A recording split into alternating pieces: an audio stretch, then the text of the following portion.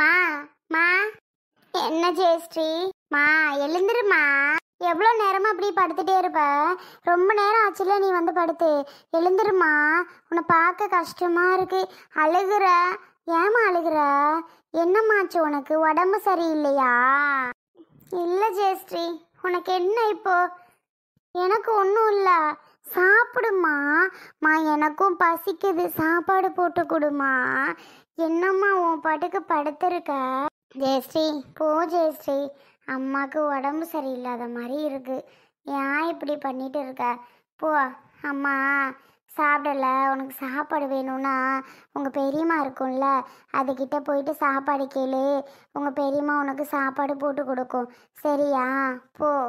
பெரியம்மாட்ட சாப்பாடு கேட்குறது சரி, நீ சாப்பிடலையா? எதுக்கு இப்போ படுத்திருக்க நீ? சொல்லுமா. ஜெயஸ்ரீ அதான் சொல்கிறேல ஜெயஸ்ரீ, அம்மாவுக்கு உடம்பு சரியில்லாமல் இருக்குமா, அதான் அம்மா அப்படி படுத்திருக்கேன்.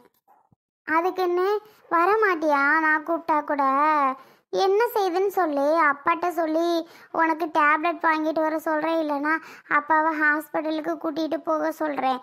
சொல்லுமா. வேண்டாம்மா, நான் கொஞ்ச நேரம் இப்படி படுத்திருந்தா சரியாகிடும் உடம்பு. நீ போ.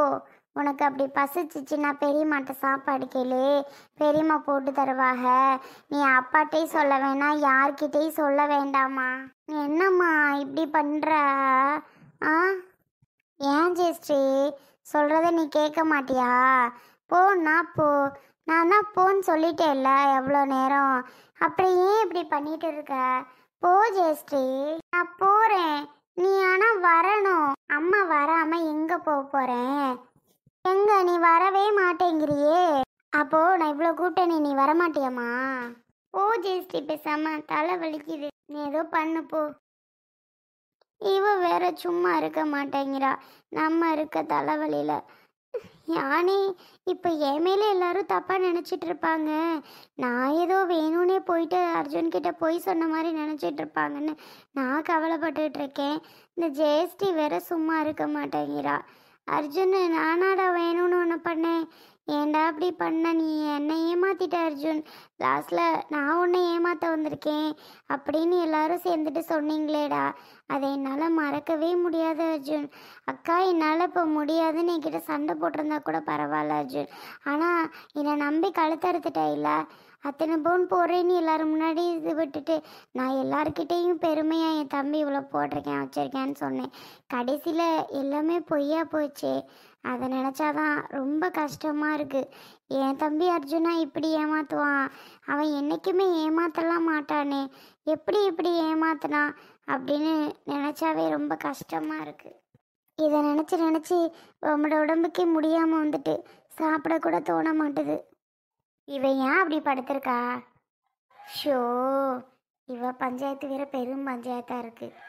இவளை சமாதானம் பண்ணி சோறு திங்க வைக்கக்குள்ளே பெரும்பாடாக போயிருமே. கூப்பிடுவோமா, வேற என்ன செய்கிறது? கூப்பிட்டு தான் ஆகணும், வேற வழி இல்லை. மா வசந்தி, இங்கே பாரு வசந்தி. என்னம்மாச்சு உனக்கு? உடம்பு கிடம்பு எதுவும் சரியில்லையா? ஜெயஸ்ரீட்ட ஏதோ உடம்பு சரியில்லைன்னு சொன்னியாம்ல, பிள்ளை வந்து என்கிட்ட சொன்னான். பெரியம்மா அம்மாவை சாப்பிட கூப்பிட்டேன், அம்மா வர முடியாது, எனக்கு கொஞ்சம் உடம்பு சரியில்லை பாப்பான்ட்டாங்க அப்படிங்கிறா. என்ன ஆச்சு வசந்தி? பாப்பா சொல்கிறா. சொல்லும்மா, ஏன் என்கிட்ட பேச மாட்டியா? நீ என்னதான் என்னை திட்டுனாலும் உன்னை விட்டுட்டு நான் என்ன பண்ண போகிறேன் சொல்லு? அப்படியே நான் கல் நெஞ்சுக்காரி, நீ சாப்பிடாம இருக்கவளை சாப்பிடுன்னு சொல்லாமல் இருக்க. நீ பாரு வசந்தி, என்னாச்சுமா? எனக்கு ஒன்றும் ஆகலைக்கா. அப்புறம் ஏன் இப்படி இருக்கா ஆளு? சொல்லு, ஏன் இப்படி இருக்க? ஒன்றும் ஆகலைங்கிற, அப்புறம் உனக்கு என்ன ஆச்சு? பேசி என்கிட்ட. எதுக்கு உடம்பு சரியில்லைன்னு போய் சொல்கிறியா? அப்போ எதுவும் அதை நினச்சிட்டே இருக்கிறியோ? அதெல்லாம் ஒன்றும் இல்லை, எனக்கு சாப்பிடணும்னு தோணுச்சுன்னா நான் சாப்பிட்டுக்கிறேன், நீங்கள் போங்க. சாப்பிடணும்னு தோணுச்சுன்னா நீ சாப்பிட்டுக்கிறியா? சரிம்மா, நீ சாப்பிட்டுக்க, நான் வேணான்னு சொல்லலை. போங்கண்ணா என்ன அர்த்தம்? அதை நினச்சிட்டு தானே நீ இருக்கிற இப்போ? ஆமாக்கா, அதை நினைக்காம எப்படிக்கா இருக்க முடியும்? நான் என் தம்பி என்னை ஏமாத்திட்டான்னு நினைக்க நினைக்க எனக்கு எவ்வளோ கஷ்டமாக இருக்குது தெரியுமாக்கா? என் தம்பி அர்ஜுனா இப்படி ஏமாத்துக்காரான்? கடவுளே, என்னால் நம்பவே முடியலை. என் தம்பி அப்படி ஏமாத்திட்டான் அப்படின்னு அதை நினச்சி நினச்சி ரொம்ப வருத்தப்படுறேன்க்கா. இங்கே பாரு வசந்தி, உன் தம்பியான்னு நினைக்கிறீல்ல, அர்ஜுன் தம்பி அப்படி பண்ணுமா? நீ ஏன் நினச்சி பாரு, அர்ஜுன் தம்பி என்னைக்காவது ஏமாத்தணும்னு நினச்சிருக்கா? இல்லவே கிடையாது, இல்லவே இல்லை. அர்ஜுன் தம்பி என்றைக்குமே ஏமாத்தணும்னு யாரையுமே நினைக்காது. இது ஏதோ இடையில தப்பு நடந்திருக்குது. இது உண்மையாகவே கவரிங்கான்னு முதல்ல செக் பண்ணியா? என்னக்கா பேசுகிறீங்க? செக் பண்ணியாவா? நான் போயிட்டு கடையில் செக் பண்ணிட்டு தான் முதல்ல அவங்க வீட்டுக்கே போனேன்க்கா.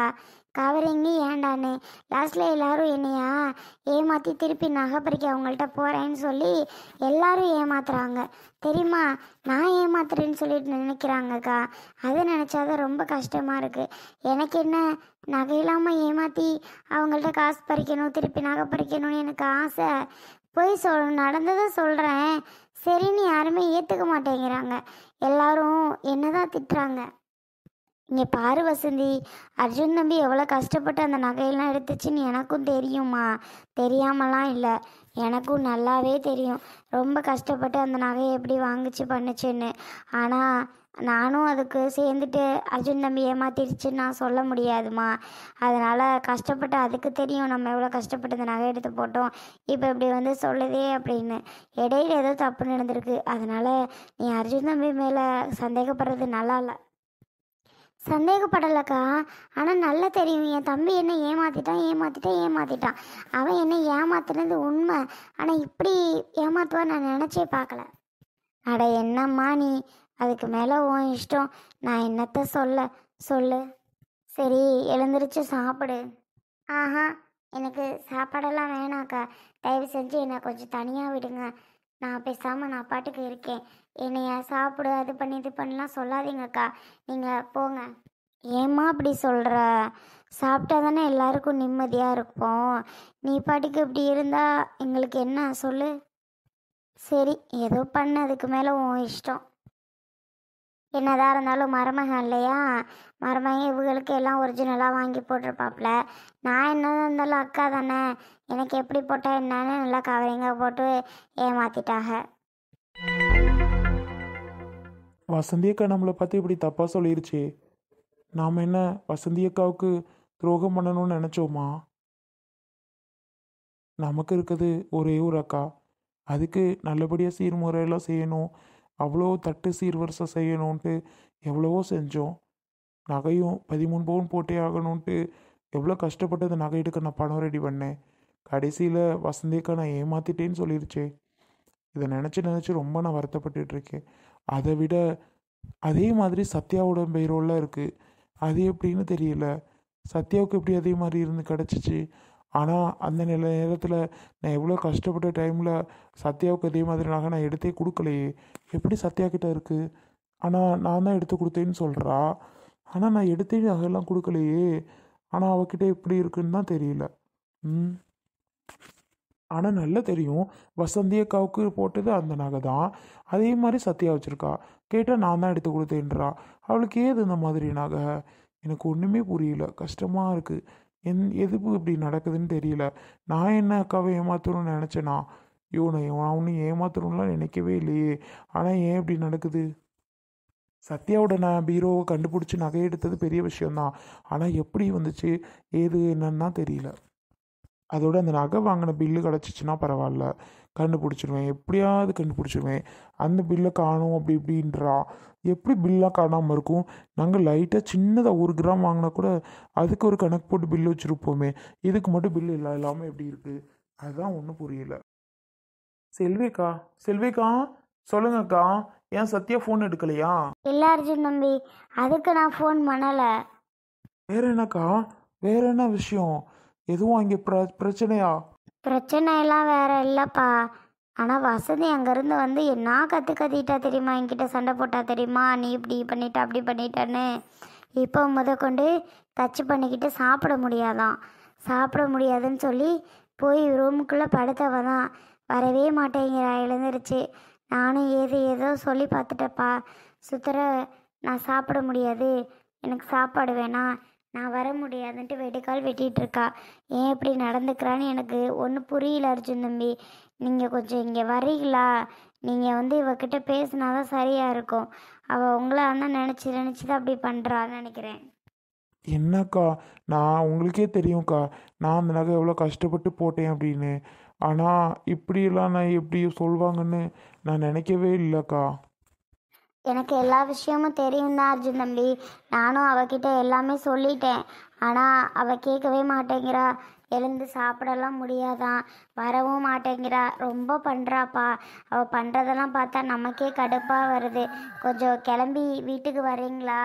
நீங்கள் வீட்டுக்கு வந்தால் தான் சரிப்பட்டு வரும்னு நான் நினைக்கிறேன். இல்லைன்னா இவ இப்போதைக்கு எந்திரிக்கவே மாட்டா. இப்போ எழுந்திருக்க மாட்டாளா? கடவுளே, என்ன பண்ண போறேன்னு தெரியலையே. சரிக்கா, வீட்டுக்கு வந்தால் வசந்தேக்கா ரொம்பலாம் சண்டை போடும். சண்டை போட்டு அதெல்லாம் நம்ம பார்த்துக்கலாம். நீங்கள் உடனே கிளம்பி வாங்கப்பா. சரிக்கா, நான் அந்த உடனே வரேன்.